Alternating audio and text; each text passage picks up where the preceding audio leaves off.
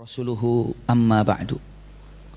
Allahumma la sahla illa ma ja'altahu sahla wa anta taj'alul hazna idza syi'ta sahla. Allahumma inna nas'aluka hubbaka wa hubba man ahabbaka wa hubba amalin yuqarribuna ila hubbika bi rahmatika ya arhamar rahimin. Amin ya rabbal alamin. Alhamdulillahirabbil alamin. Mudah-mudahan jumpa kita pagi ini seluruhnya disertai dengan rahmatan berkah Allah Subhanahu wa taala. Seperti ini Allah kumpulkan kita di sini, seperti ini juga semoga Allah kumpulkan kita di surganya. Seperti ini Allah mudahkan langkah kaki Bunda ke tempat ini, seperti ini juga kelak Allah mudahkan langkah kaki kita menuju surganya. Amin ya rabbal alamin. Kesempatan yang sangat berbahagia ini insyaallah kita lanjutkan. Hari ini adalah Perang Tabuk. Iya, Perang Tabuk. Setelah 1 tahun kita tidak jumpa, alhamdulillah Allah jumpakan di tahun 2020 ini. Semoga iman kita semakin kuat, ukhuwah kita semakin kokoh, keluarga kita semakin dijadikan keluarga sakinah, ibadah kita semakin ikhlas pada Allah Subhanahu wa taala. Hari ini kita akan belajar Perang Tabuk. Iya, mungkin Bunda masih ingat perjalanan dulu tentang kisah perang Mu'tah. Masih ingat? Masih ingat gak ya? Iya, Masya Allah.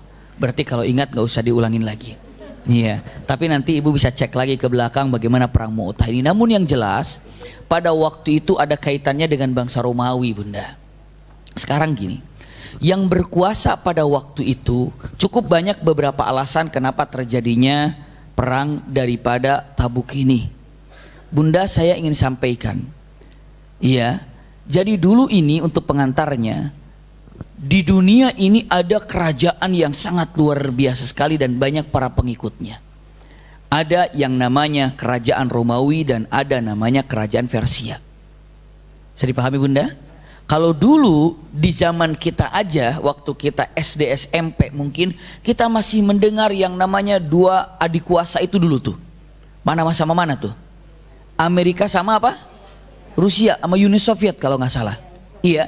Jadi siapa yang akan berada di belakang Amerika, ikutlah. Negara ini ikut Amerika, negara ini ikut Amerika, negara ini ikut Amerika. Jadi kalau ada apa-apa, dia ini adalah bersama dengan Amerika dulu. Iya, ada lagi negara kalau ini dengan Uni Soviet, dengan Uni Soviet atau dengan Rusia. Akhirnya kelompok-kelompok terbagi 2. Ada yang bloknya ke Amerika, ada yang bloknya ke Uni Soviet. Bisa dipahami nggak Bunda? Indonesia di mana? Non blok. Indonesia tidak ke sana, tidak kemari. Iya.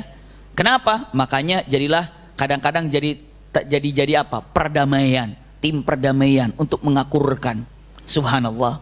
Itulah kata-kata yang sangat luar biasa. Dan punten, dulu pun demikian Bunda. Ada Persia, ada Rusia. Punten, salah. Ada Persia dan ada Romawi. Sedikit, iya, tapi fatal. Iya. Punten, iya, kurang concern. Maklum baru pertama kali.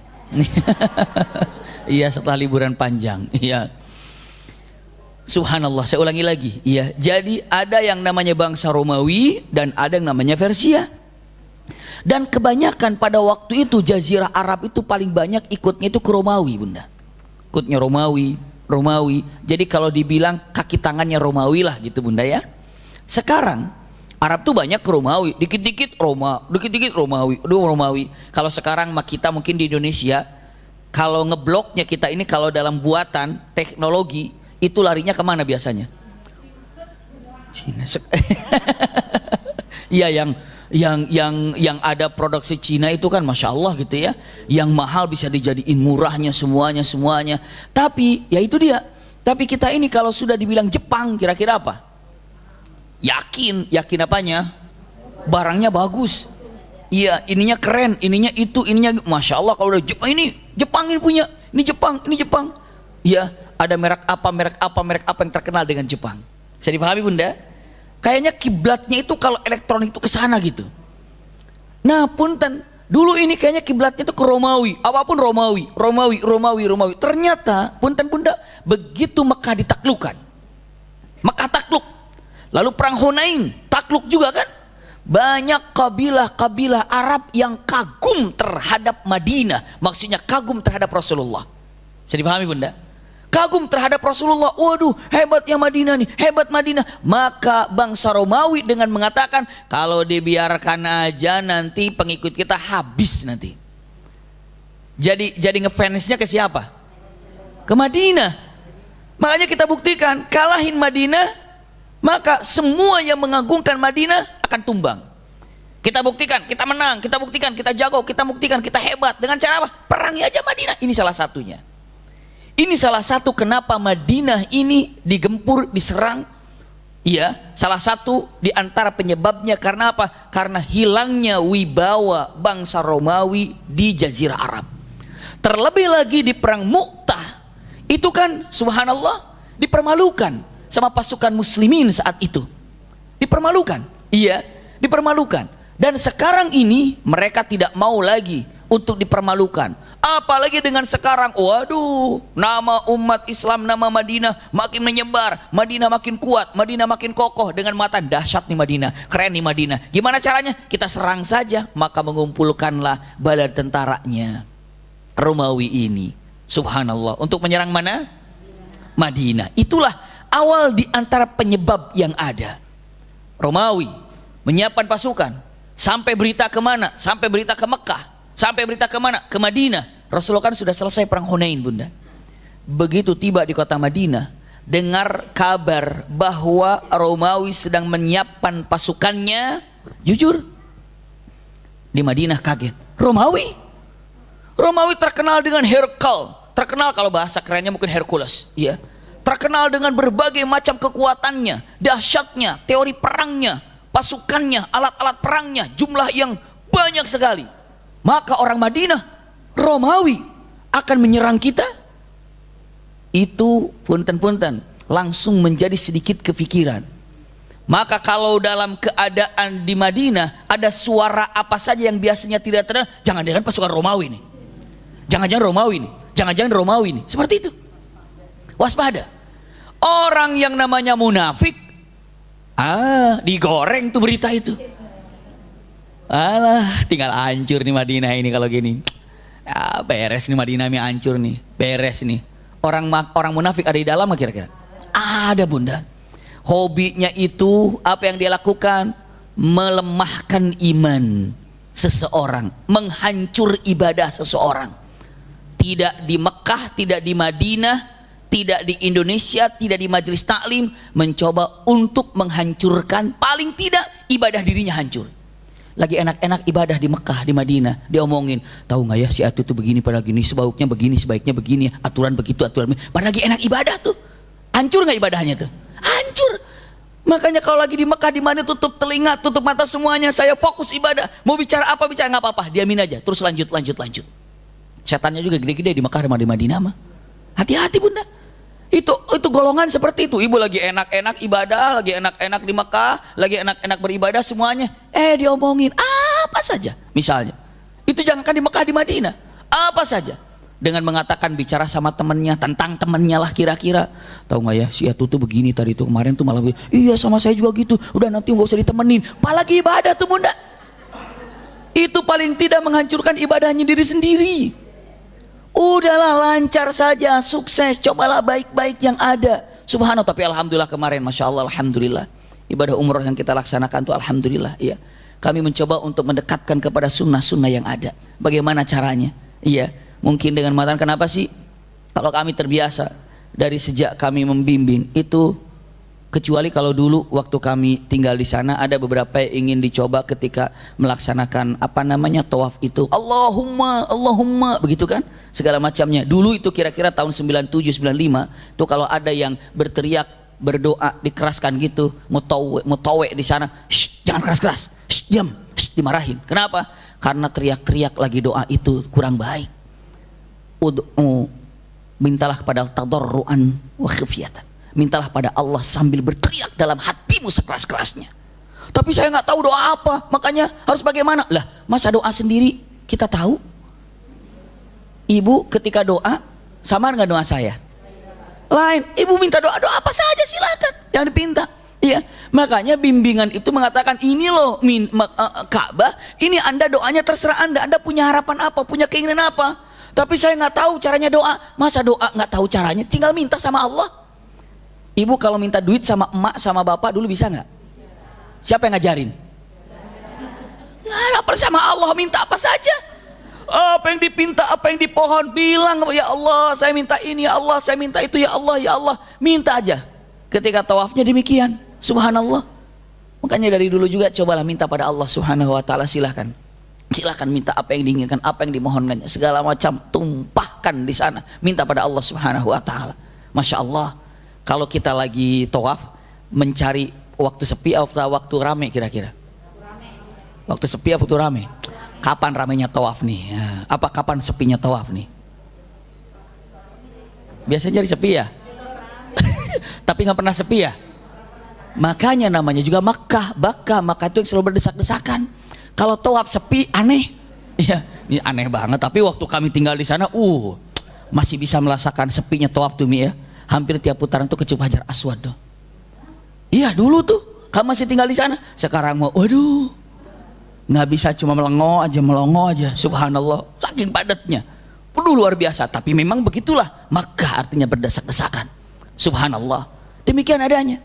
Maka tidak di majelis taklim, tidak di masjid, bahkan di Mekah, di Madinah. Di Madinah orang munafik ada nggak pada waktu itu? Ada. Zaman sekarang kira-kira ada nggak? Juga tetap ada. Apa artinya? Dalam keadaan situasi seperti itu mengganggu untuk konsentrasi ibadah hilang. Yang ada bicara apa saja yang tidak bermanfaat. Padahal di Mekah, padahal di Madinah, rugi seperti itu. Sangat merugikan sekali. Subhanallah. Belum lagi dengan status HP-nya, belum lagi WhatsApp-nya, belum lagi ininya. Waduh, luar biasa. Usikum wa iyaya nafsi bitaqwallah. Jadi dengan cara seperti itu yang menjadikan kita ini umrah mabrur, haji mabrur, itu artinya apa? Arahkan, laksanakan oleh kita sendiri. Arahkan, silakan laksanakan sendiri. Subhanallah, cara mengarahkannya begini loh, begini silakan praktekkan, begini silakan praktekkan. Masya Allah, kenyataan yang sangat luar biasa. Ini orang munafik, begitu datang ada kabar orang-orang Romawi akan menyerang, digorengnya. Apa dia bilang, mengatakan, oi, tinggal tumbang dah sekarang mah. Makanya jangan belagu, sok-sok putuh Mekah, sok-sok beranggung Hunain. Jangan belagu. Nih Romawi kalau datang kayak apa sekarang ini? Kita ini diemplek-emplek udah kayak uli nanti nih. Gimana kita udah kalah ini Romawi. Siapa yang tidak kenal dengan Romawi? Bahaya dengan Romawi. Astagfirullahaladzim. La haula wala quwata illa billah. Sangat mengerikan sekali. Siapa itu? Bangsa Romawi akan datang. Bener lagi ngumpulin. Romawi sedang siap-siap untuk mengumpulkan. Berita semakin ada suara yang aneh. Jangan-jangan Romawi. Ada datang pasukan, maksudnya ada datang berita, ada berita baru. Padahal memberitahukan. Maklum baru pertama 2020. Ya, mau memberitahukan, ya. Saya mau memberitahu, tapi diberitai juga sama kan, diberitai gitu, tapi ya astagfirullah, maksudnya bukan begitu ya. Mau memberitahukan tentang ada perdagangan yang akan datang, ada kabilah datang. Padahal misalnya ada pengumuman penting, pedagang dari Syam baru datang, gitu kan? Itu biasa. Ada pengumuman penting misalnya, ya. Ada tamu dari mana, itu biasa. Tapi setiap pengumuman penting, jangan-jangan Romawi, jangan-jangan Romawi. Jadi pikir tuh udah Romawi, udah jadi melekat dalam pikiran ini. Dan Rasulullah, nanti kita lihat bagaimana sikap dan kecekatan Rasulullah SAW dalam masalah ini. Maka apa yang terjadi bunda? Berita santer yang luar biasa. Simpanlah, mulai isu datang berita dari Romawi akan menyerang. Itu berita terus santer. Dari bangsa Romawi pun mereka berpikir. Apa pikiran mereka? Kita akan berperang dengan Muhammad. Muhammad itu, orang Romawi baca Injil nggak? Baca Injil, baca tentang Taurat, baca. Dan mereka tahu akan datang Nabi akhir zaman itu. Mereka tahu banget, ayahanda bunda. Mereka tahu banget akan ada Nabi akhir zaman, namanya Muhammad. Mereka tahu, dan mereka mengerti, dan mereka paham, tahu semuanya. Karena apa? Mereka tahu tentang masalah ini. Lihat, mereka bilang, kalau memang itu Muhammad, Nabi yang ada dalam Injil dan ada dalam Taurat, maka kalau kita menyerangnya, kita tidak akan pernah mampu untuk memenangkannya, dan pasti kita akan kalah. Kata siapa itu? Kata Romawi. Terus bagaimana? Lalu raja Romawinya dengan mengatakan begini aja, Kalau kita menyerang ke sana, kalau memang itu nabi, pasti kita kalah. Kenapa? Nggak ada nabi kalah dalam peperangan, pasti dibantu oleh siapa? Allah. Terus begini aja, kita ini masalahnya tinggal satu, cek dulu dia nabi apa bukan. Kalau dia nabi, berarti kita ada pemikiran langkah selanjutnya. Tapi kalau dia bukan nabi, udah nggak ada pilihan lain, serang. Karena jumlah kita bisa banyak. Bisa dipahami nggak bunda? Kalau dia nabi, kita pikir ulang, perang apa tidak. Kalau dia bukan nabi, nggak usah ada pikir-pikir lagi, langsung serang. Kenapa? Karena nggak mungkin jumlah kita yang sedikit ini atau jumlah kita yang banyak ini dapat dikalahkan oleh mereka. Kalau mengandalkan jumlah.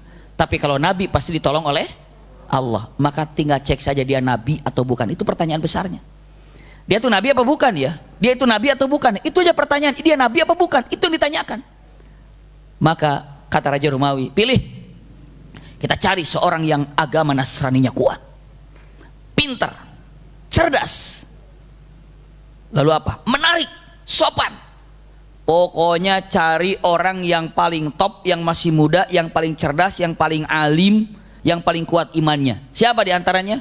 Dicari, ketemulah seorang pemuda bangsa Romawi, orang Nasrani, menguasai bahasa Arab yang luar biasa, pintar, cerdas, Masya Allah, akhlaknya bagus. Siapa laki-laki ini? Ada yang tahu nama laki-laki ini siapa? Nama laki-laki ini yang jelas belum pernah ke Cinere. Iya. Jangan membayangkan siapa ya, bukan.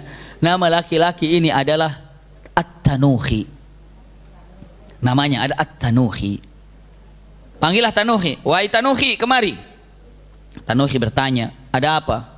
Wahai Paduka, kamu diutus oleh aku, datanglah ke kota Madinah. Tugasmu adalah mengecek tentang dia, Muhammad, nabi apa bukan. Emangnya kenapa wahai Paduka?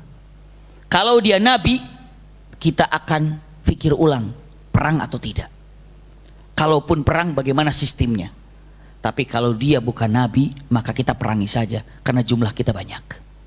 Pertanyaannya, kata Tanuhi, jadi aku datang ke sana untuk mengecek dia nabi atau bukan? Iya. Tandanya raja itu begini. Dia pernah kirim surat kepada aku.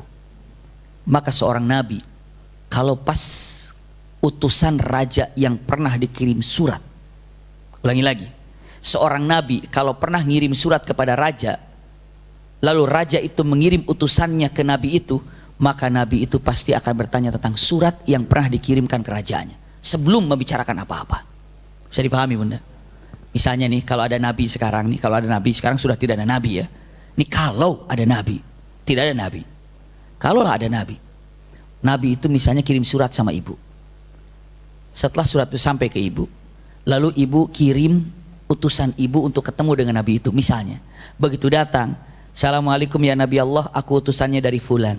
Maka Nabi pertama kali akan berbicara mengatakan, oh fulan, surat yang aku kirimkan ke majikanmu udah sampai belum?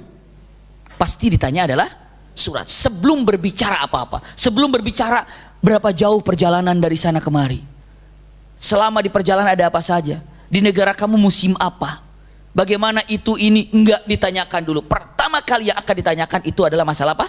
Surat. Maka dengan mengatakan, ya Tanuhi, Muhammad itu pernah kirim surat kepada aku. Maka kalau dia nabi, sebelum panjang lebar berbicara mengenai tentang apapun, maka kalau dia nabi, dia akan bertanya tentang surat yang pernah dikirimkan kepada aku. Kalau dia menceritakan hal-hal yang lain di luar surat, pembicaraan pertama, dia bukan nabi, wahai Tanuhi. Tanuhi mengatakan, siap, saya simpan. Tanda pertama, pembicaraan yang pertama kali akan dibicarakan masalah apa? Surat. Satu.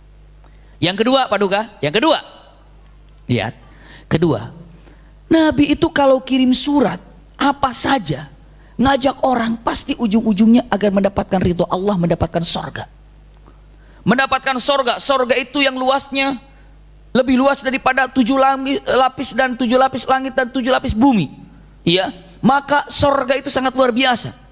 Dan selalu mengatakan, beribadahlah karena mendapatkan sorga ridho Allah subhanahu wa ta'ala. Tanyakan kepada dirinya, tanyakan kepada Muhammad, ya Muhammad, kita beribadah di dunia untuk mendapatkan sorga. kita beribadah di dunia akan berpahalakan sorga. Simak baik-baik, saya ulangi lagi karena ini penting.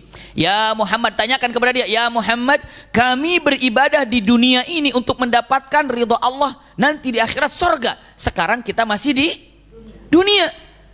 Jawabannya, tolong tanyakan ke Muhammad, kita masih di dunia, sorga di mana? Kita masih di dunia, nanti pahalanya sorga. Sorganya di mana? Kita kan masih di dunia. Terus sorganya mana sekarang?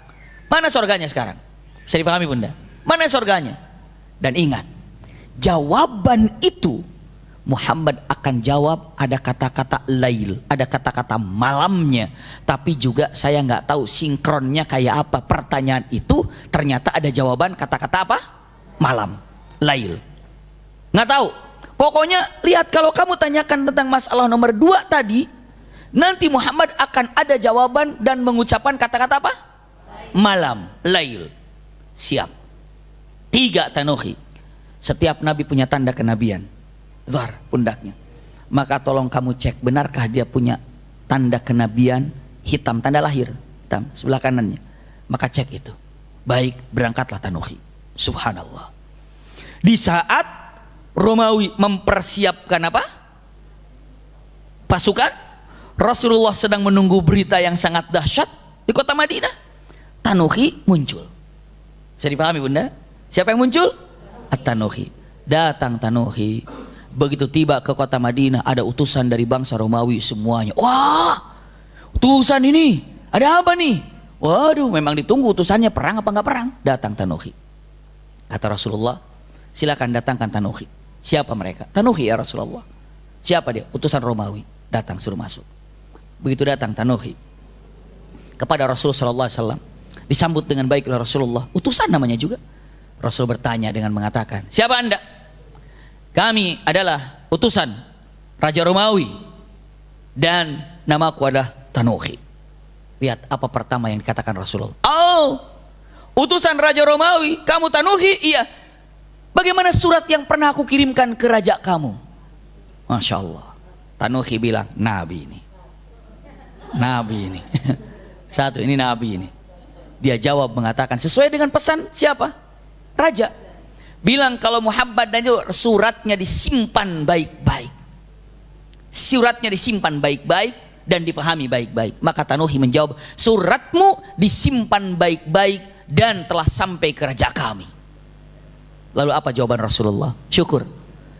Berani merobek suratku seperti dirobeknya suratku oleh Raja Persia, maka Allah pun memorak-porandakan Raja Persia seperti dia telah memorak-porandakan suratku. Allah telah merobek kerajaan Persia seperti dia telah merobek suratku, kata Rasulullah SAW. Allah menetapkan Raja Romawi sampai hari ini karena dia menjaga suratku. Subhanallah. Rasulullah SAW, suratnya dijaga aja masih dijaga juga kerajaannya. Suratnya dirobek, dihancurkan kerajaannya, dirobek oleh Allah seperti dia telah merobek kerajaan. Na'udzubillah. Saya lanjutkan, Bunda yang berbahagia, usikum wa iyaya nafsi bitaqwallah. Lalu Rasulullah ngobrol, masuklah ke pertanyaan kedua. Ya Muhammad, izin saya bertanya. Silakan. Ya Muhammad, bukankah engkau mengajak kepada kami untuk selalu beribadah kepada Allah ikhlas tanpa berbuat syirik dengan apapun? Betul? Agar kami mendapatkan ridha Allah. Benar? Ya Muhammad, ketika kita mendapatkan ridha Allah, Allah akan menjadikan kita ahli surga. Betul? Jadi kita ini akan mendapatkan pahala jannah atau surga dari Allah. Iya. Saya bertanya, ya Muhammad, apa? Sekarang kita di dunia, di mana surga? Sekarang kan kita di dunia, terus surganya mana? Di mana surganya? Harus ada jawaban apa tadi? Lail. Apa artinya lail? Malam. Apa jawaban Rasulullah? Ya Tanuhi, sekarang kita siang. Sekarang kita siang. Lalu dikatakan wal anun nahar, wal an an-nahar. Sekarang ini siang. Idza jaa an-nahar, apabila datang siang, di mana malam? Bisa dipahami nggak? Apabila siang datang, malam di mana? Sekarang saya tanya, sekarang kita ini siang apa malam? Siang ya benar. Oh siang, benar. Iya. Sekarang siang apa malam? Siang. Sekarang saya tanya, di mana malam Bunda? Di mana malam? Datang nanti? Kalau lagi siang, nanti juga malam datang. Tapi ada. Malam ada nggak sekarang ada? Di tempat lain. Tapi ada kan? Tapi nanti akan datang nggak malam sama kita? Maka seakan-akan mengatakan, Anda ketika di siang hari pasti akan datang malam. Tapi ketika di siang hari, lakukan untuk persiapan malam tadi. Coba kalau ibu mau sore pulang ke rumah nggak kira-kira? Udah sore pulang, udah sore main, nggak ada. Udah sore kerja, kita udah sore main, nggak ada. Udah sore pulang, udah sore pulang. Persiapan, ada beberapa pekerjaan yang harus diselesaikan sebelum sore tiba. Ada nggak begitu? Pokoknya kerjakan ini sebelum sore tiba udah selesai. Pokoknya kerjakan sebelum sore tiba selesai. Nah itu dia. Nah terkadang usikum wa iyaya nafsi bitaqwallah. Kita ini dengan mengatakan kata-katanya tadi tanuhi, kita akan berada di dunia. Surganya mana? Rasulullah bilang, persis pertanyaan yang kau ucapkan kepadaku, pertanyaannya kita berada di siang, malamnya mana? Mana malam? Tapi nanti malam kan akan datang, persis surga ataupun yang namanya akhirat itu akan datang. Masya Allah, persiapkan saja. Langsung kata Tanuhi mengatakan, iya ada malamnya ini. Ada malamnya ini. Nabi ini. Tanuhi orangnya cerdas, pintar, sopan, bersih. Ada orang cerdas, sopan, pintar, coba nggak bersih. Mau dekat nggak? Mau udahan ngobrol juga? Iya. Ada orang bersih, iya. Lalu apa lagi? Masya Allah. Istilahnya apa? Bersih, ganteng, cuma nggak cerdas, capek ngomongnya. Diulang lagi, apa maksudnya? Ulangi lagi, apa maksudnya? Ini pengen udahan juga bunda. Subhanallah. Ada orang bersih, cerdas, pinter, cuma akhlaknya nggak bagus, nyakitin mulu nih. Udah. Bisa dipahami nggak? Malas ngobrolnya. Ini Tanuhi bikin orang seneng kalau ngobrol. Udah cerdas, sopan, pinter, baik, bersih. Orang duduk bersama dia itu senang banget. Sampai Rasul betah dari pagi itu Rasul ngobrol sama Tanuhi itu asli ngobrol. Kalau bahasa Prancisnya uplek. Iya. Apa uplek itu ya? Apa uplek itu? Ada orang Sunda di sini. Asik ngobrol. Ngobrol asik sana kemari. Wah, uplek gitu ya. Uplek siam kita namanya gitu. Uplek ngobrolnya itu waduh asik sekali. Ngobrol asik. Kenapa asiknya? Rasulullah mencari celah agar Tanuhi masuk Islam.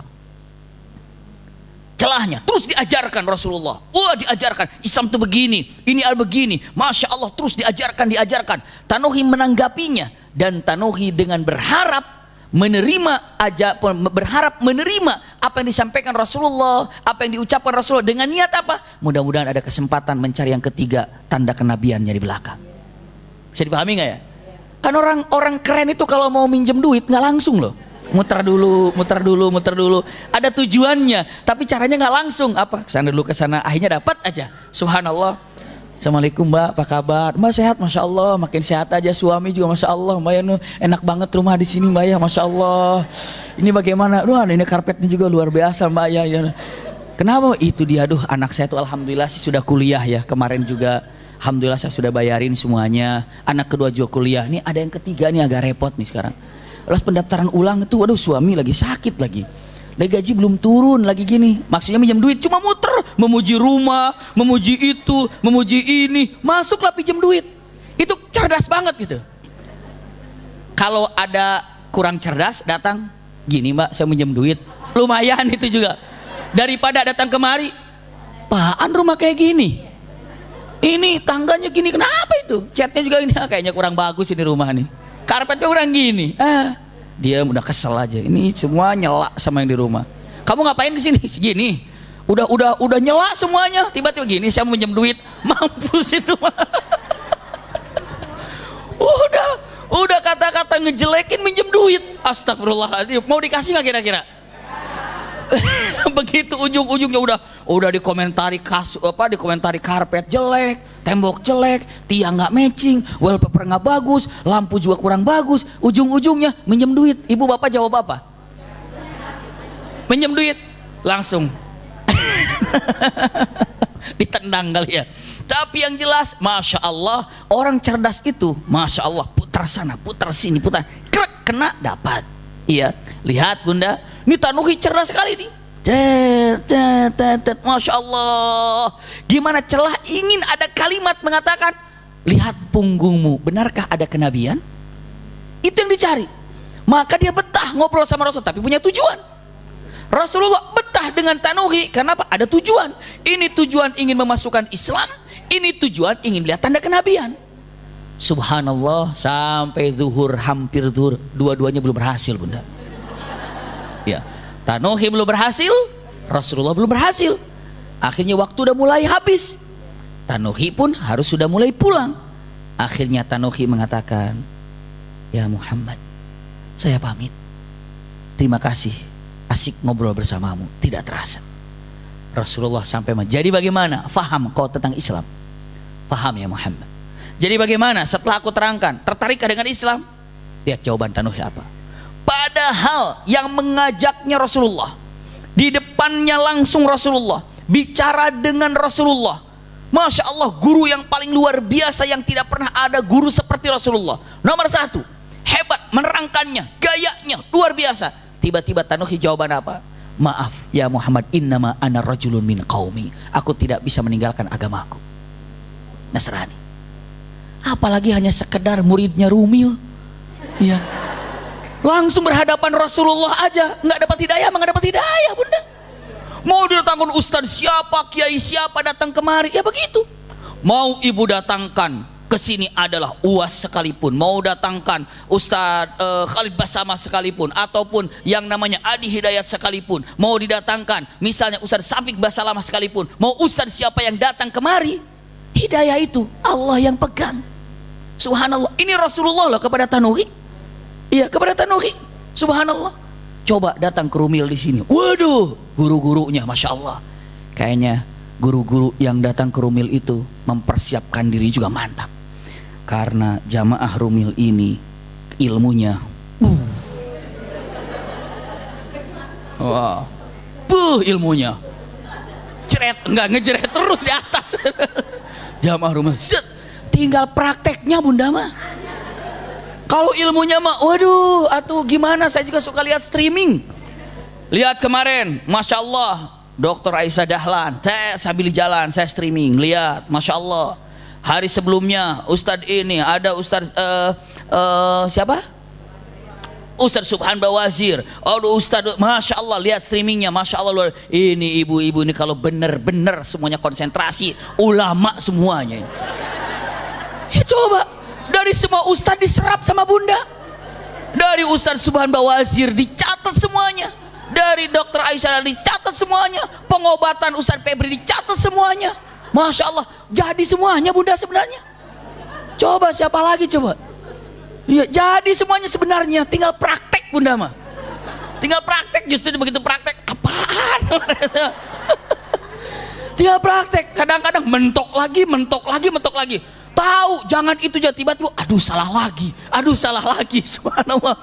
Bener Bunda, punten, tinggal praktek ini Masya Allah. Jadi kalau dibilang untuk ngaji aja di sana masih belum begitu begini, punten. Kita ada yang mengatakan kaca terhadap diri kita sendiri. Iya ya, saya padahal ngaji tiap hari. Ini tiap hari, kenapa ini maksiat masih bisa dilakukan ya? Nggak, kenapa ya?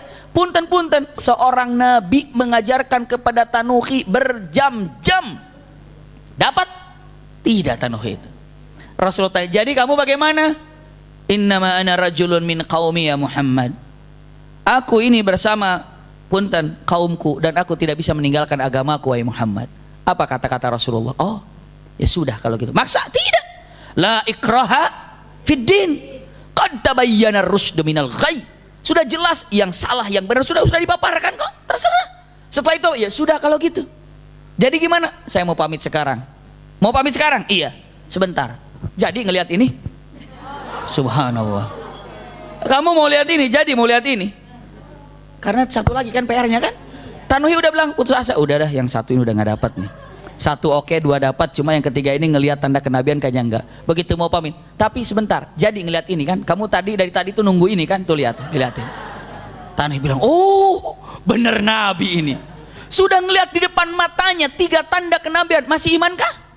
Tidak Bunda. Nah itulah yang namanya hidayah, itu urusan Allah Subhanahu wa ta'ala, itu benar.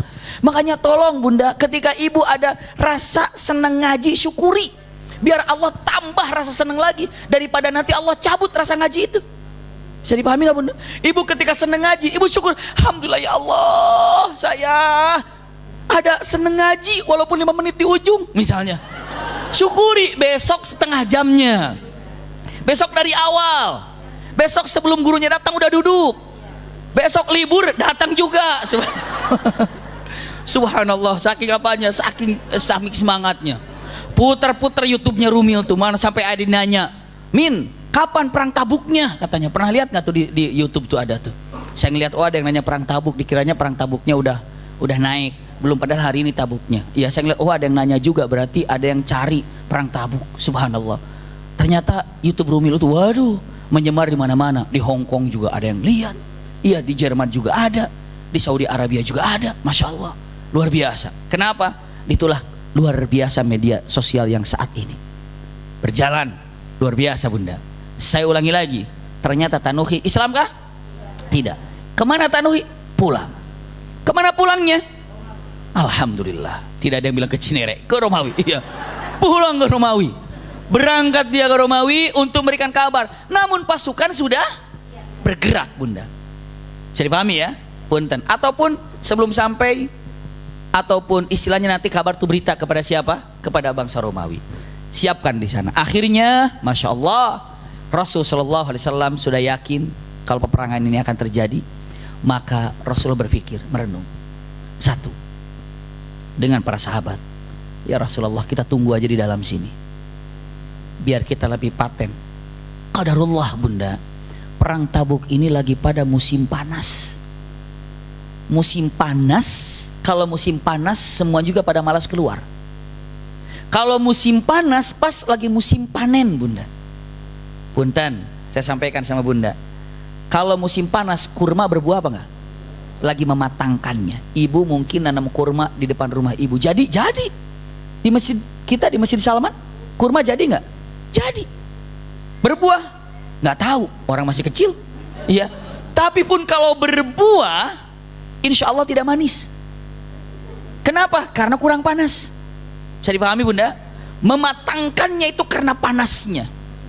Maka kalau sudah panas situasinya, udaranya, maka matanglah pohon kurma itu. Jadi kurma itu berbuahnya, matangnya pas lagi musim panas. Berarti satu, musim panas malas untuk kemana? Keluar. Hobinya berteduh. Di mana berteduh? Di bawah pohon yang rindang sambil menikmati panen. Kalau belum panen, punya duit apa enggak? Belum. Kalau sudah panen, punya duit. Ibu panennya setiap bulan? Iya. Dari siapa?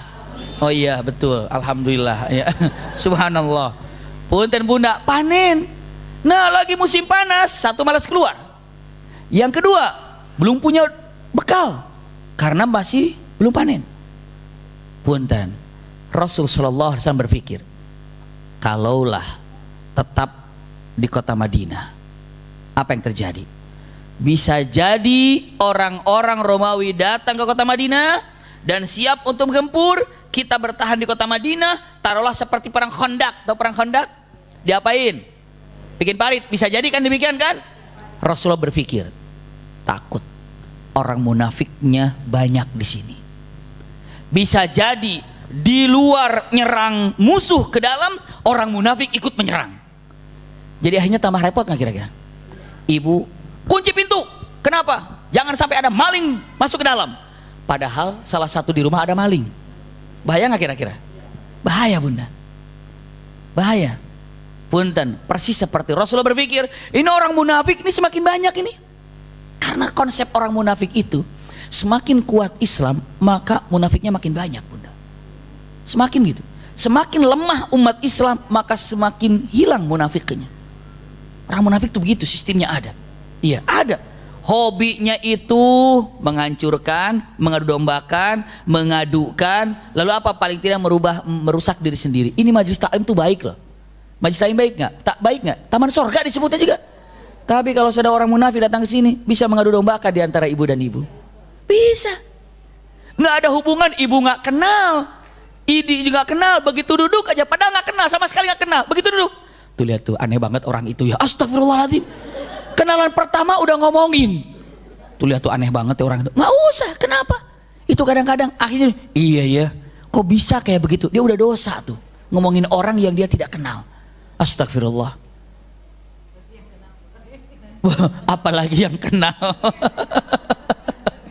Yang apalagi yang kenal. Astagfirullahaladzim. Kalau misalnya mantan, oh kenal gampang, kita tinggal minta maaf. Astagfirullah. Kalau sempat minta maaf, kalau enggak bagaimana? Begitu minta, kamu tuh seudon mulu sama saya. Astagfirullah. Jadi punten, pegang baik-baik. Usikum wa iyaya nafsi bitaqwallah. Disampai di mana tadi nih? Kalau Umi Aki udah ngobrol, saya langsung ini hilang pikiran. Oh langsung hilang. Jadi musim panas. Iya. Iya musim panas. Terus kenapa musim panas? Nah, punten. Kurma matang. Ibu tahu nggak kemarin tanggal 25 Desember? Hari apa itu? Itu kan banyak apa namanya? Banyak salju-saljunya ya. Itu dilahirkannya siapa? Yesus buat mereka. Ya kita Isa alaihissalam. Iya, lahirnya identiknya dengan pohon cemara, dengan salju, boneka salju. Sinterklasnya semuanya itu kan agama mereka, keyakinan mereka, silahkan. Tapi kalau ditanya kepada umat Islam, apakah Isa lahir itu pada musim dingin? Itu pertanyaannya kan. Ternyata pada musim panas. Siapa mengatakan? Nah kan Siti Maryam menggoyangkan pohon kurma saat dalam keadaan melahirkan, lapar, haus. Ibu punten, habis melahirkan capek nggak? Haus nggak? Sama. Sama. Iya sama istri saya waktu melahirkan, capek begitu. Iya stres gitu ya ngelihatnya apa. Lembatan, waduh bagaimana ini? Waduh luar biasa. Alhamdulillah anak pertama saya tidak menyaksikannya karena lahirnya di mana itu, di Saudi Arabia. Tapi waktu sedikit gitu bunda ya. Pas kan kami kuliah, istri saya juga kuliah. Pas mau turun dari rumah itu, saya kan ke Ajiziyah, dia ke Zahir. Saya turun dari tangga itu, Umi ngomong gini, ayo kita duluan pulang. Ayo kita duluan pulang. Gitu kan? Kan sama-sama kuliah. Ayo kita duluan pulang. Boleh saya bilang. Saya kuliah, dia kuliah. Pas saya lagi kuliah, tiba-tiba ada informasi. Mana di sini namanya Fulan? Ke saya. Saya kenapa? Ke rumah sakit. Istri mau melahirkan. Hah? Kenapa? Pecah ketuban. Oh. Saya langsung itu yang biasa-biasanya naik angkot gitu ya, atau naik bis, ini naik taksi, saking apanya, saking buru-burunya, naik taksi jalan. Dalam pikiran itu, subhanallah, dalam pikiran saya itu, jangan-jangan dia minta siapa duluan pulang ke akhirat gitu. Iya, saya nangis di jalan itu. Aduh, ini si apa namanya, si lokanya apa gitu, namanya gitu kan. Selalu kalau kita dipas-pasin mulu kan, jangan-jangan siapa duluan pulang. Masih kebayang dia ngomong, ayo siapa duluan pulang gitu, sambil pegang perut ya, ayo siapa duluan pulang gitu kan. Padahal masih 8 bulan waktu itu. Subhanallah, saya carikan yang namanya kuliah itu di perempuan gak boleh masuk laki-laki kan. Saking paniknya saya masuk di situ, perempuan semuanya. Emang perempuan semua, orang Arab, nggak boleh laki-laki masuk situ. Saya lagi panik, mungkin orang-orang juga ngelihat, ini mungkin anak kecil gitu masuk situ. Nggak diapa-apain gitu ya, mungkin anak kecil itu masuk situ gitu. Cuk saya masuk. Dia bilang, saya bilang mana ini yang mau? Oh udah keluar. Saya langsung ke rumah sakit. Bunda, itu kebayang kayak di sinetron itu. Begitu saya masuk ke rumah sakit, itu lift yang dia masuk langsung gitu loh. Iya. Jadi ini dia lagi masuk ke rumah sakit kan, kalau udah naik udah nggak boleh masuk kita. Begitu duduk gitu.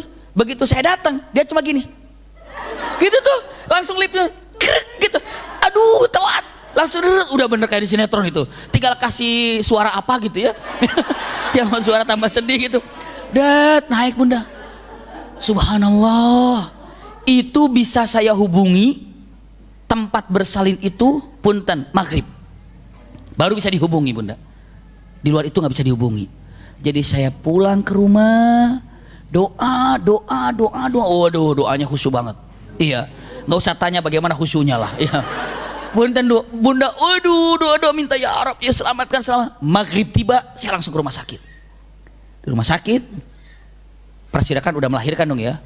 Saya langsung datang ke tempat bersalin. Assalamualaikum, salam. Saya itulah karena lagi panik. Ada orang Indonesia yang melahirkan di sini. Ada orang Indonesia melahirkan di sini. Sebentar. Cuk cari datang, maaf nggak ada orang Indonesia lahir. Astagfirullahaladzim, jangan-jangan meninggal, turun ke ruang jenazah saya. Iya. Tuk turun ke ruang jenazah. Ini cerita tuh. Ke ruang jenazah ada apa? Ada yang meninggal di sini karena melahirkan? Cek data. Tidak ada. Maunya ada melulu. Tidak ada. Alhamdulillah gitu kan? Alhamdulillah. Saya naik lagi ke atas. Gembira ini. Maaf, ada orang Indonesia yang melahirkan di sini. Tolong cek, saya bilang. Tek, nggak ada. Nggak ada semuanya. Saya bilang astagfirullah, kemana nih? Karena nggak boleh pulang, harus dijemput sama mahramnya. Dicek lagi, saya tanya, coba ada orang Indonesia yang melahirkan? Tolong suster, saya bilang cek lagi, ada orang Indonesia nggak melahirkan di sini? Nggak ada. Di sini semuanya ada orang Yaman, ada orang India, ada orang Pakistan juga ada, orang Arab juga ada. Orang Indonesia nggak ada. Cari lagi, cari. Tuh datang. Ada orang Yaman melahirkan tapi anaknya pesek katanya. Saya bilang anak saya itu. Itu anak saya. Dia ngomong gini, ada orang Yaman tapi anaknya ini. Itu benar cerita nyata itu. Saya bilang itu anak saya, pasti anak saya bilang. Coba liatin yang mana? Diliatin di kaca. Si uminya lagi tidur ngadap ke belakang gitu kan, sana kaca di sana. Saya udah tahu kan dari kerudungnya itu menyemaki. Alhamdulillah ada. Saya bilang bisa dibangunin. Dibangunin. Ini ada yang ini, dia ngeliat ke belakang, lihat saya itu, alhamdulillah. Terus dia bilang langsung dipangku, padahal baru dijahit, baru diangkat begini. Ini anak sambil jalan dia. Saya bilang pulang yuk. Saya nggak tahu kalau itu sakit gitu melahirkan tuh ya. Pulang yuk. Ayo. Masya Allah, langsung dibawa pulang ke rumah dan kita cuma berdua di rumah itu. Alhamdulillah, mandiin sendiri. Iya, boleh waktu itu. Saya pulang sendiri, diobatin berdua. Pokoknya asli berdua aja. Bahwa anak itu satu, saya gimana ini anak nih, caranya gimana ini. Cuma kalau dia udah kursus kan, kursus gimana caranya gimana. Oh kasih popok semuanya, masya Allah. Punten bunda, itu pengalaman kami di sana. Jadi ke sana kenapa tadi ya? Lagi cerita apa tadi? Oh pohon cemara melahirkan. Oh iya saya tanya, capek nggak habis melahirkan? Nah. Ini terasa dengan istri saya juga itu menyemaki. Pas habis melahirkan itu capeknya luar biasa. Padahal hobinya masak. Saya sudah siapin hobinya masak. Begitu sudah jadi itu boro-boro mau masak. Kenapa? Sakit. Padahal hobinya. Udah tinggal aja. Biar saya masak. Apa yang saya masak? Goreng nasi aja. Itu kan gampang. Goreng nasi, goreng ikan. Itu goreng masak air paling jago itu malah. Iya semuanya. Masya Allah lama. Lah itulah bunda punten kalau sudah melahirkan capek kan, lelah kan. Nah Maryam sekokohnya seorang wanita apapun kalau sudah melahirkan lemah. Ibu sekuat apapun, masya Allah luar biasa. Wonder itu apa namanya tuh? Itu kalau udah melahirkan lelah capek. Nih Maryam kata Allah, wa huzzi ilaiki bijid'in nakhlati tusaqit alaiki rutaban janiyya. Maryam goyangkan pohon kurma itu. Niscaya aku akan jatuhkan rutab, pohon kurma muda. Berarti menunjukkan saat itu kurma sedang berbuah dan saat itu musim panas. Lagi musim panas malas keluar. Lagi musim panas punten ingin berteduh. Belum lagi panen. Ibu kalau lagi panen ditunggu-tunggu nggak kira-kira? Nunggu-nunggu panen itu. Ini panen pergi. Waduh sakit hati. Tapi Rasulullah mengatakan kata-katanya begini. Kita akan jemput mereka, kita perang di luar kota Madinah. Karena Rasulullah berpikir, kalau menyerang di kota Madinah, mereka menyerang banyak orang munafik. Kalau sudah banyak orang munafik di dalam, apa yang terjadi? Bisa jadi menyerang dari dalam. Maka musuhnya ada berapa? 2, di dalam dan dari luar. Maka Rasulullah biar saja orang munafik tidak ganggu. Orang munafik bisa jadi tidak menyerang, tapi psikisnya diserang. Bisa jadi nggak? Begitu orang nggak mampu kita, nggak dapat kita. Dia jago, dia kuat, jadi lemah nggak kira-kira? Jadi lemah bunda. Bisa dipahami bunda? Jadi lemah. Maka apa yang dilakukannya? Dilakukannya dia coba menyerang hatinya, biar tidak kuat, biar putus asa. Itu yang sangat mengerikan. Maka harus jauhkan dengan orang munafik. Ibu punten, kalau ibu berbuat soleh, berbuat baik, lalu ketemu dengan orang yang selalu mengganggu, kalau bisa ibu benahi dia. Kalau tidak bisa dibenahi, ibu jaga jarak. Kenapa? Takut ganggu nantinya kan? Ganggu itu semuanya. Maka Rasulullah ini dengan orang munafik jauhkan. Tapi walau bagaimanapun yang namanya orang munafik ikut perang, ikut juga dalam peperangan bunda. Tetap berangkat, tapi minimal kalau sudah dalam peperangan orang munafiknya tidak terlalu bebas. Saya lanjutkan bunda. Punten. Maka dalam keadaan itu Rasulullah menginformasikan dan Rasulullah meminta kepada para sahabat untuk apa coba bunda? Mengumpulkan dana untuk berperang. Karena saat itu musim paceklik, panen belum datang, kesulitan sedang merajalela. Maka saat itu Rasulullah berdiri dan Rasulullah mengatakan, ayuhan nas, kita akan berperang di luar. Orang yang berperang akan diajak di luar akan berpikir gini, waduh panas-panas. Satu itu. Bagi yang punya kebun, apa? Musim panen ditinggalkan. Bisa dipahami bunda? Yang tidak punya kebun tapi pekerja, apa? Bisnis kita. Bisa dipahami bunda ya? Pokoknya serba berat. Lagi musim panas, harus jalan jauh. Berapa hari perjalanan ke Tabuk? Ada yang tahu? 15 hari. 15 hari harus jalan kaki, bagaimana bunda? Waduh, jangankan 15 hari jalan kaki dari sini ke Kubah Masa jalan kaki. Insya Allah nggak ada yang mau. Iya, ngapain juga gitu ya. Tapi yang jelas dengan mengatakan 15 hari perjalanan, musim panas, paceklik pula. Mendingan kalau pas lagi musim panas, dalam keadaan nyaman. Misalnya, yuk jalan. Kalau di Car Free Day di situ kan ada tuh, di mana tuh namanya? Bukan di situ, di situ. Cinere juga di situ, Depok juga ada tuh. Apa tuh? South City di situ ya kan? Masya Allah. Coba kalau pagi-pagi jam 5:30 jalan sampai naik ke atas, enak gak tuh? 2 putaran enak kan? Lagi musim panas jam 12 sana. Ada yang mau ngapain juga gitu. Subhanallah, kita mau jalan-jalan di situ dan terasa kalau udaranya segar. Ini musim panas harus jalan terus lagi. Perbekalan juga minim. Bisa dipahami bunda? Nah ini orang-orang yang beriman enggak berpengaruh mau panas lagi panen, jalan semangat. Tapi orang munafik bilang, apa? Lagi musim panas? Apa? Ini musim panen. Apa? 15 hari? Waduh, tanya. Tapi kalau orang yang mukmin kuat, oke, masya Allah. Kalau orang mukmin ngaji, musim hujan ngaji, panas ngaji, macet ngaji, becek ngaji. Subhanallah, libur ngaji. Ngaji di rumah. Subhanallah. Itu kalau udah tuh jalan aja nggak ada masalah. Luar biasa. Subhanallah. Ini ditanamkan rasa kekuatan iman yang ada dalam hati ini. Bunda tahu apa yang terjadi? Simpan baik-baik. Maka Rasulullah tahu ini adalah kesulitan yang ada. Maka Rasulullah bilang, ayuhan nas, man jahaza jaisul usrah falahul jannah. Siapa yang telah berinfak mempersiapkan hartanya untuk pasukan ini, maka dia berhak mendapatkan sorga. Masya Allah bunda.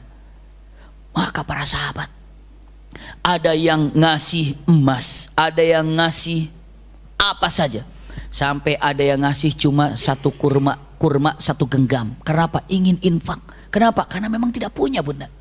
Karena memang tidak punya. Ada yang banyak, ada yang sedikit, ada yang sedikit lagi, ada yang pokoknya balik semuanya. Jadi kumpulkan di masjid. Rasulullah katakan, siapa yang dapat menyerahkan, membantu dengan hartanya untuk pasukan yang kesulitan ini, maka dia berhak mendapatkan sorga dari Allah. Begitu mendengar para sahabat, bubar. Bubar bukan bubar kemana-mana, ke rumah ngambil barang, bukan bubar nggak balik lagi.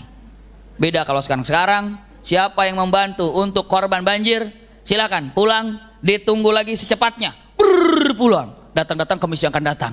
Subhanallah. Punten, bubar, datang membawa untuk punten apa? Bantuan. Ini untuk Jaisul Usra.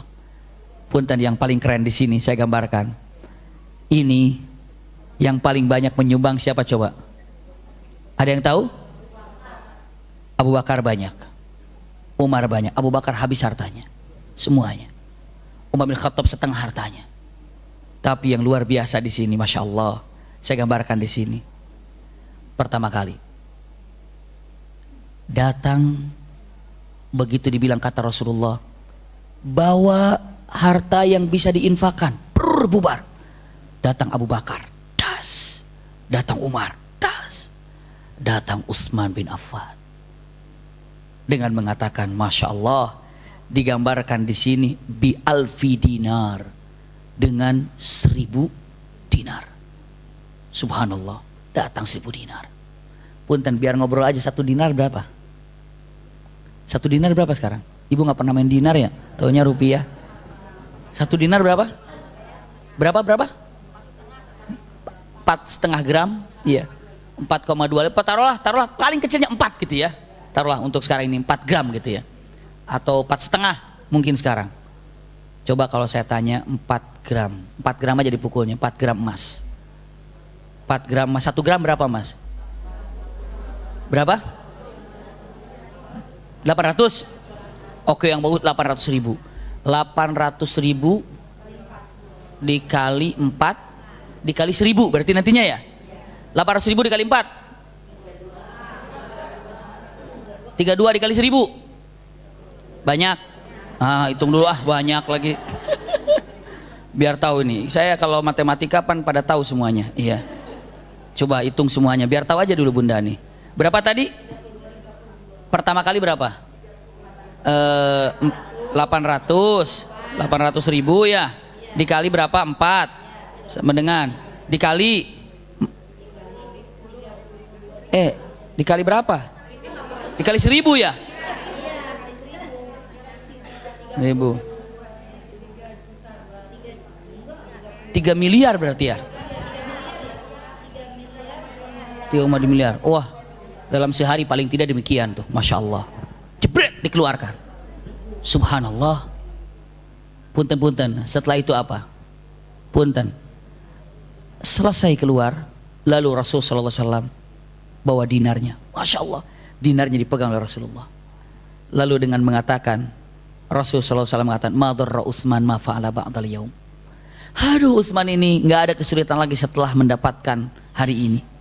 Setelah itu dikumpulkan, Rasulullah mengatakan, karena masih kurang, siapa yang akan membiayai pasukan ini maka dia akan mendapatkan surga. Para sahabat pada balik lagi yang masih ada, termasuk Utsman keluar lagi. Nggak ada yang bilang, kan udah barusan. Nggak ada. Bubar lagi. Lalu setelah itu apa yang dibawa? Masya Allah, datang Utsman bin Affan dengan 900 unta.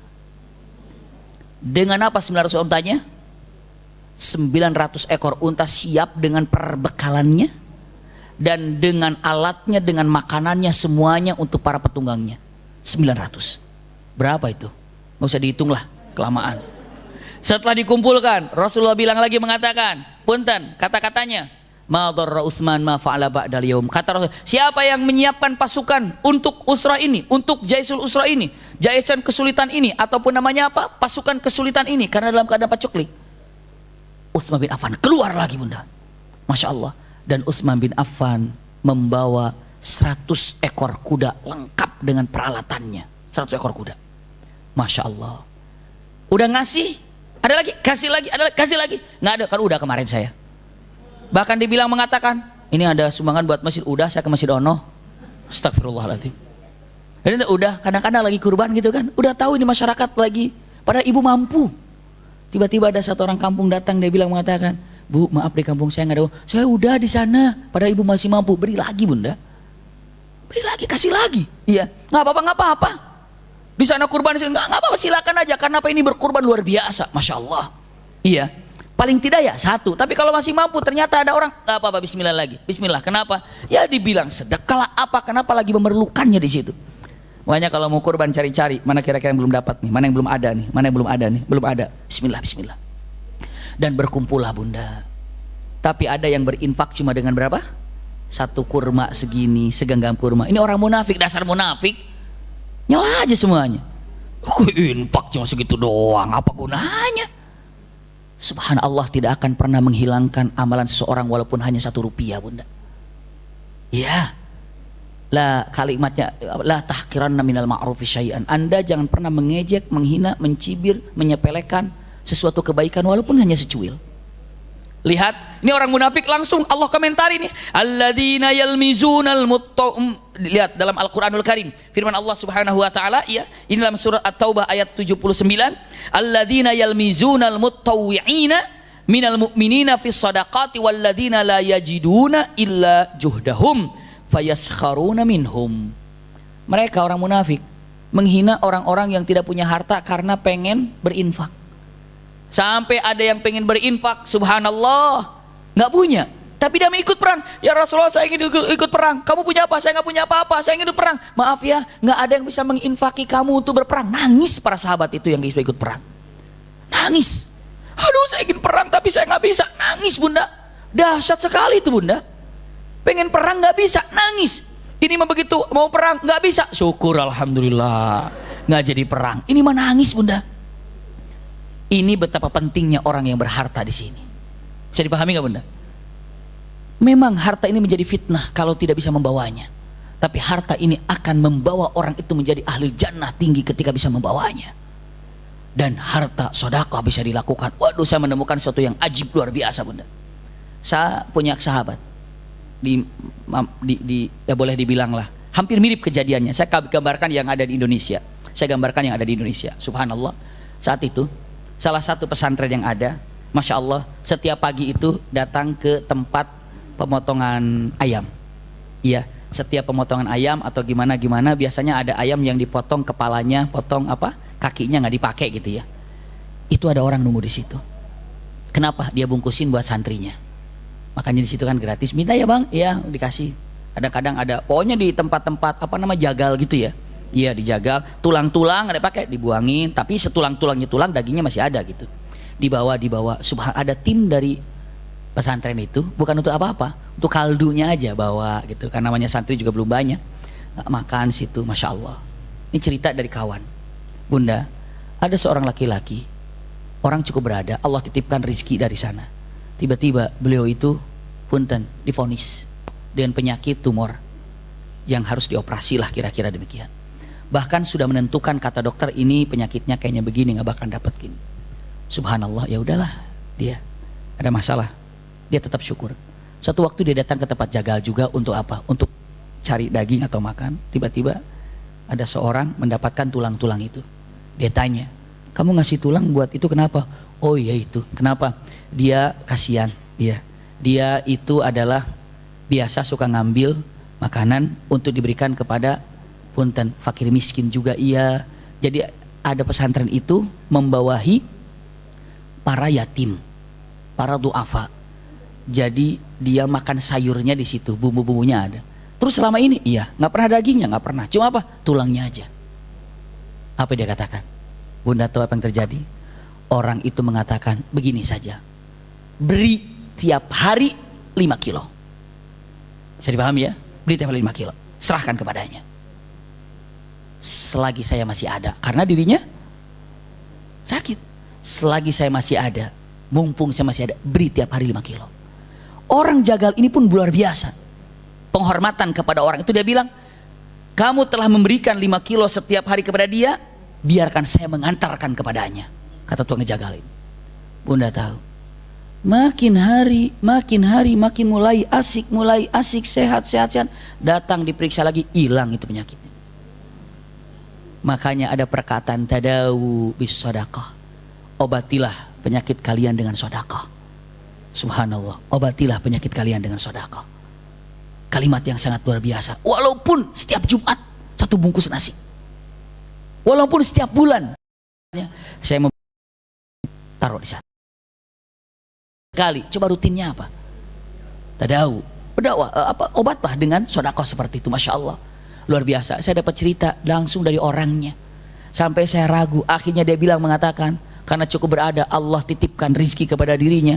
Masya Allah, dia dengan mengatakan kata-katanya, tetap sampai hari ini 5 kilo daging kirim. Masya Allah, luar biasa. Untuk apa? Awal mulanya untuk santri. Tapi kalau santri dikasih daging terus juga, wow, gemuk ntar. Iya, akhirnya dia bilang, mengatakan, tolong ganti ya dagingnya, seminggu 2 kali atau 3 kali aja. Yang lainnya apa? Bisa nggak diganti pakai sayur? Bisa diganti pakai tempe? Masya Allah, luar biasa. Itulah kadang-kadang. Jadi kalau dibilang matakan, ketika memberikan sesuatu maka cari tempat yang gembur. Kalau saya punya bahan, apa namanya, biji paling bagus, saya simpan di sini 1 tahun pun nggak tumbuh karena salah naruh. Tapi kalau saya taruh di tempat yang ada apa namanya, tanahnya, tumbuh nggak kira-kira? Tumbuh. Ibu naruh cuma 200.000, tapi ditaruh yang tepat, tumbuh bunda. Ibu naruh 1 juta di tempat yang salah, hilang. Maksud itu ya begitulah kira-kira. Maka usikum wa iyaya nafsi bitaqwallah, dalam perang Tabuk itu berperan orang-orang yang punya harta. Bisa dipahami ya? Maka saat itu pasukan sudah siap bergerak. Orang kafir bergerak. Berapa jumlah orang kafir berangkat?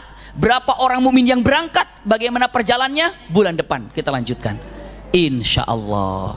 Jadi berapa tuh? Oh 2 minggu lagi ya? Ya kan besok 2 bulan. Oh besok tafsir, baru sirah nabawiyah. Oh berarti cuma 2 minggu depan. Bulan depan. Ya terserah lah pokoknya jawabannya apa. Bingung saya juga.